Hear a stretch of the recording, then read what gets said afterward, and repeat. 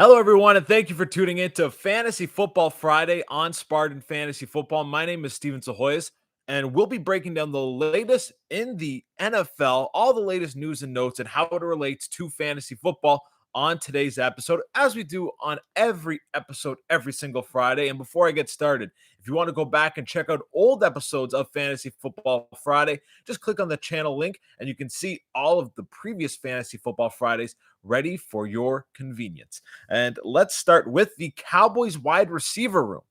And earlier today, it was reported that the receivers in this Cowboys offense are going to be viewed as interchangeable. And see, that's interesting to me that they would view their wide receivers as interchangeable. After last year, we saw Amari Cooper and CeeDee Lamb kind of dominate targets, Lamb out of the slot almost always. And you had Cooper and Gallup on the outside. Gallup was just running patterns downfield, and Cooper was more of the medium intermediate route guy in that offense. But we're seeing Gallup now get some more action out of the slot, which is good news for his fantasy value. Lamb, we can only presume, has been taking up the number one targets, while Amari Cooper sits sideline on the PUP list. So for right now, I think it's good news for everyone. I think there will be enough volume with Dak Prescott back at the helm to sustain all three of these wide receivers. So I think they're all pretty good where they're going right now in fantasy drafts. I think Amari Cooper has started to emerge as the best value in fantasy football drafts of this bunch. You see, he's going at around pick 45 in Yahoo, which puts him that's in the fourth round range, which I think is very palatable for Amari Cooper, who I only assume is going to see very similar workloads to what we saw him command at the beginning of last season, which he was in that top 10 amongst all wide receivers when Dak Prescott was just going off. So I think that is a good ADP right now. That is a nice value because he's been sidelined. His ADP has dropped a bit. So I think you can get some pretty good value there at Amari Cooper. And it's an offense where you just want as many pieces as possible. If I'm being completely honest, it's a really solid group of receivers. So I'm all in on this Cowboys passing attack. And hey, at the right price, I'll take a look on any of these three wide receivers. Next up, Darrell Henderson. The Rams are reportedly all in on Darrell Henderson. They're not looking to bring in a veteran backup. They've liked what they've seen from Xavier Jones. We've heard Sean McVay talk highly about Xavier Jones this offseason. So they seem pretty committed at this point, though, to having Henderson be their number one back, whether he's not going to be as effective as Cam Akers. I think Cam Akers is a different caliber running back, but the volume's going to be huge. And I'm surprised his ADP hasn't climbed even a little bit more, a tiny bit more. I think we could have seen, I think Henderson is someone I would be in on up until about the third round. When he starts going in that third round range, you could count me out on Darrell Henderson. But for the time being, I'm in. I'm interested in Darrell Henderson. I like him at his current. You can get him around the sixth, fifth round. I think that's good value because the workload is going to be massive. And even though they're saying they're all in, I still think there's a chance they might bring in someone, maybe a disgruntled veteran on another team. We already know Todd Gurley's not coming back, but potentially a Melvin Gordon type or someone along those lines could be coming into the picture in Los Angeles. So, you know, that's why I'm not going all in the third round. But once he gets to that fourth, fifth round range, if I need a running back in the fourth, I'll look at Darrell Henderson because he's slated to have a very big workload. So I'll take Darrell Henderson there in the fourth round. They're all in. Hey, they're all in, apparently. So I'll be all in if he's there in the fourth or fifth round. Next up, the Deshaun Watson situation and the NFL's investigation. We heard that the league investigation was very difficult on the victims, which, is not a good thing, especially when you compare it to what they've said about the police investigations, which were a lot more understanding of the victims and their situations. So interesting that stuff has come out about the NFL's investigation. And to me, Deshaun Watson, I don't think he should play at all this season, just from an ethical standpoint. Like, he's got all these allegations against him. And, it's still at that point where they're all allegations. Nothing's been proven yet in any investigation. But I think a lot of the evidence is pretty damning on Deshaun Watson. And it just would seem wrong to see him play this year. I think it would be best if he sits the year out, doesn't play. The NFL should get involved in this, though. They should be trying to get involved and say, look, we're not going to let him play. They should have put him on the commissioner's exempt list. I was surprised they didn't do that. But at this point, I think the league needs to, they should have already. But I think there needs to be a definite, he's not playing this year. I don't know who wants to trade for him as well. Like, this is another thing. We've heard that the trade talks have been quiet. There was that false Eagles report, and outside of that, we really haven't heard much. Who wants to trade for the guy? Really, right now, what is your incentive to trading for Deshaun Watson? You're going to give up multiple first-round draft picks, likely to acquire him, only to have him potentially not play at all because of this investigation and to potentially see him face legal troubles.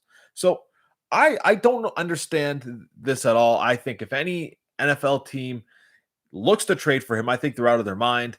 They're going to potentially light first-round draft picks on fire.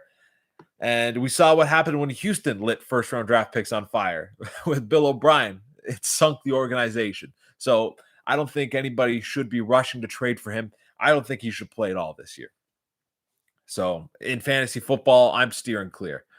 There's so much depth at quarterback that I'm willing to look elsewhere to find value. And sure, if he plays somewhere, he's already said he's not going to play in Houston, but if he were to play somewhere else and he were to light it up, yeah, I miss out. Okay. But quarterback is so deep where if I miss out on a Deshaun Watson, I'm not going to beat myself up about it. And you know what? At the end of the day, I don't want to root for that guy with everything going on right now in his situation. So that's one player I'm just going to steer clear of right now. That's Deshaun Watson. Going to Atlanta, their running back situation. Quadre Olesen listed the number 2. And this is, if I'm drafting anyone from this Falcons backfield, which I'm probably not, it's not a situation that really entices me. But if I were, I'd draft Quadre Olesen just because Mike Davis is meh. Like, yeah, he was okay filling in for McCaffrey last year, but he had a dump-off specialist quarterback and Teddy Bridgewater, and the offense is built to funnel targets to the running backs. Now he's going to Atlanta, and I'm just not interested. I might end up with him on a couple of teams, but I'm really not actively trying to draft Quadre Olesen. He's the number 2. I think there's more upside considering where you can get him in drafts over paying up to get Mike Davis in the middle rounds. So there's that. He's a little bit better value, but all in all, I'm not overly excited about Quadre Olesen. But it is worth noting that he is the clear number 2 back. So if you are going to go about attacking this backfield, you know that there's a little bit of stability with Olesen as the number 2. It's not going to be a surprise as to who's backing up Mike Davis, at least not now. We say so-and-so is the number 2 in the preseason, and you fast forward a few weeks into the regular season, and then all of a sudden there's someone else who's emerging. So it seems to be that. I wouldn't handcuff that situation either. If you draft Mike Davis, there's no point. Like, are you really going to invest 2 draft picks into the Falcons backfield? No, you don't want to do that. Forget about it. The Chargers are reportedly going to use a variety of backs, and they are very high on Larry Roundtree, apparently. This, according to head coach Brandon Staley, they want to use a number of running backs. And that should not scare anybody off of Austin Eckler. This is someone who has Joe Lombardi as his offensive coordinator. Joe Lombardi, very well-documented track record. If you go to SpartanFantasyFootball.com and check out the article I wrote about the impact Joe Lombardi is going to have on this offense, along with all the other head coach and offensive coordinators in the NFL, head on over to Spartan Fantasy Football. You can see where I dig up the history of these offensive coordinators and head coaches and tell you what to expect in their new situations. But getting back to the Chargers, we have seen the Saints offense when Joe Lombardi was there. He was the quarterback's coach. But that Saints offense that he watched up close and personal all these years funneled targets to Alvin Kamara. He finished with over 80 targets in each of his last 4 seasons. And now you have a multifaceted running back in Austin Eckler in a very similar situation. So I don't see how the Chargers go about using any other running back in the passing game, it's going to be Eckler dominating those touches. Sure, he's not built to be a 3-down back. There's probably going to be another running back or two mixed in on offense there for the Chargers. I wouldn't be shocked at all. But remember last year when everyone got really scared about Joshua Kelly and then nothing came of Joshua Kelly and then nothing really ever happened with Justin Jackson? I think that's pretty much what you're getting here with Larry Roundtree. I'm not moving the needle either way here on that Chargers backfield. I still have Austin Eckler as one of the best values in that round too. I think you can get him in the second round of your fantasy drafts. You're laughing to the bank. I see massive, massive target volume in his future this year. I see a massive, massive target volume in his future this year. I feel like I'm like a palm reader or something like that, the way I said that. But yeah, I could see him getting a lot of targets, being heavily involved in that offense. And if you look, Joe Lombardi's kind of set up to do the exact same things he did, or the exact same things he saw done in New Orleans in Los Angeles. You have a possession receiver in Keenan Allen. Mike Thomas was that possession receiver for the New Orleans Saints. You've got a pass catching running back who is probably going to split work. Well, Alvin Kamara split time with Latavius Murray. He was mixed in quite a bit. So you got 1, 2, 1, 2. Okay. You keep thinking about it. You look at the similarities. He's got an added weapon in Mike Williams. He's brought over Jared Cook, who was his tight end in New Orleans. You could start to see where this offense is going. It's going to look like the New Orleans Saints offense we've seen these last few seasons. And I think Joe Lombardi's just going to, all right, this is what worked here in New Orleans. We got the same pieces in place, except now I've got a quarterback who's got a rocket arm. Drew Brees, he had a noodle arm at the end of last season. No disrespect to Drew Brees, one of the all-time greats. But his arm was shot at the end of last year, and we all saw it. He was playing through some serious injuries as well on top of it, and that didn't help. But you could tell that his time as an elite passer in the league had passed him by, and he went out. Team made it to the playoffs. Great and all. But that's just where I stand on the Chargers-Saints connections. I think you're going to see the Saints or the Chargers offense look very similar to what we've seen out of New Orleans over the last few seasons. So moving forward now, Mac Jones in his preseason debut. I liked it. You know, he had a high completion percentage, wasn't overly impressive with the stats. When you look at the numbers, I believe he had 83 passing yards on 13 completions. I think he went 13 for 17 with 83 passing yards. Not a bad performance, but if you look at the game and you watch the tape, there was one ball he threw. I'm blanking on the receiver's name right now. Dropped it, went off his fingertips basically in the end zone, perfectly put in a basket for that receiver, and he dropped it. But I thought Mac Jones looked good. He's got good zip. He makes quick decisions. We'll see once the real NFL action starts if that carries over. A lot easier for a quarterback to process things in the preseason than it is in the regular season. But I was impressed. I thought Mac Jones was good. I was impressed. So that's one big takeaway. Looks like New England, if I'm the Patriots, I think it's time to move on from Cam Newton. And Cam Newton, he did an admirable job last year with New England. He tried his best. He was not the quarterback we've seen in the past. I think he threw for less than 10 passing touchdowns. I think the final total was 7 or 8 he threw for last year. And he averaged less than 200 yards per game. That's just not going to get it done. And he doesn't have the legs he used to either. He's not this mobile Russian quarterback anymore that's going to light teams up on the ground. So the arm is gone. He doesn't have that same explosiveness on the ground.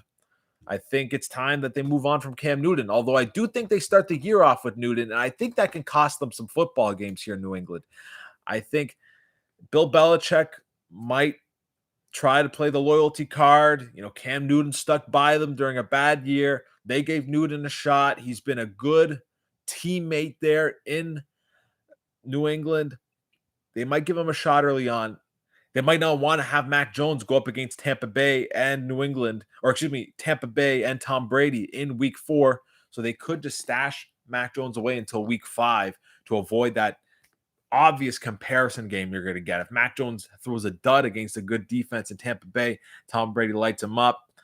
That could be pretty tough on a young QB to handle. So they might try to avoid that altogether and wait until week 5 to start him. So I think that would be the smartest way to go about that situation. But early impression was I was impressed by Mac Jones, and he's someone I've really come around on since the draft.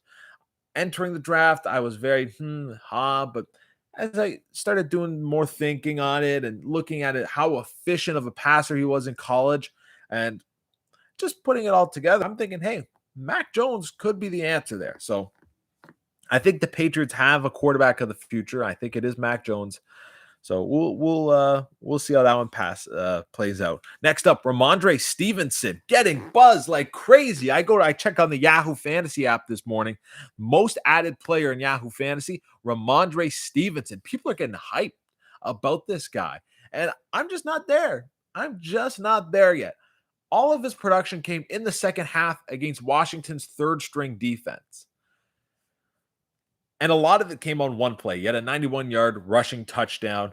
And then on the 9 other carries that he had, he rushed for 36 yards, which is 4 yards per carry. But this is all against third-string defenses. I think teams and people need to slow their roll a little bit. He was playing behind both Damian Harris and Sony Michel. And, hey, he might pass Sony Michel.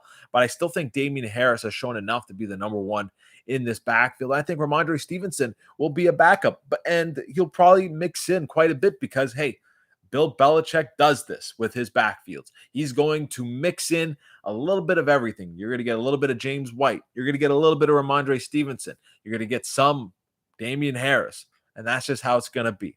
And for fantasy, why do you want any of that? Really, I'm just steering clear. Earlier I was a little bit more in on Damian Harris with Ramondre Stevenson sideline, but I will admit, he looked okay last night, again, albeit against third-string defenses.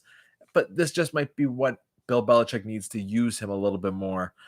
And now it just gets messy. So I'm staying away from that situation altogether. There's a long documented history of backfields in New England being an absolute disaster for fantasy.